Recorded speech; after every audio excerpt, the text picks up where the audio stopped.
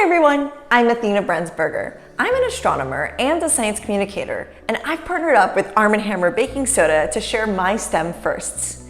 Now, my first chemical reaction was between Arm & Hammer Baking Soda and vinegar, which is what we're going to be using today to make our bottle rocket. But it was in a papier-mâché volcano, and we turned it red and it looked like lava when it exploded. It was so cool. So we're gonna use the red marker today to start to color our bottle rocket. Now, my first impression of STEM was serious, stiff, and very, very difficult. Now, although the difficulty level does still apply with certain things, serious and stiff was like totally wrong. Of course, you want to be serious when you're serious about your work or your career, but you want to have fun. What I learned was that working in STEM, you get to think out of the box. You get to be silly sometimes and be creative and sometimes just pretty playful. My biggest STEM challenge was actually math. It was really something that just did not come easy to me. But the thing is, it doesn't come easy to most people. You have to keep working at it, find really good tutors, and start to treat it more like a language and kind of like a superpower. And ironically, I actually started doing better at math when I did learn another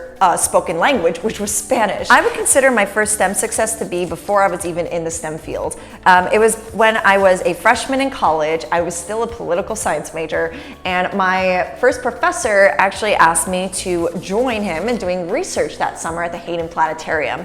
And I just remember feeling like so blown away. I was like thinking, well, why me? You know, it's like, how out of everyone in this class, I wasn't even a physics major yet, but it had to do with my passion for the subject astronomy. And ultimately it landed not only the attention of my professor, but eventually enough to do research as an undergraduate, which then led me into becoming a physics major. It opened so many doors for me and is what really launched my STEM career. I'd consider my first STEM job to be when, ironically, I was also an international model, so a fashion model. And at the same time, I was approached by a television network to communicate science. And I just remember thinking like, whoa, I haven't been in my research in a while. I haven't returned back to school. Am I qualified to do this? I had so much self-doubt, but I went ahead and did it anyway. And I'm really glad I did because it opened so many different doors and showed me what was possible. Now, my first piece of advice would be to seek community, mentorship, and surround yourself with STEM activities like this one, the bottle rocket with Arm & Hammer Baking Soda.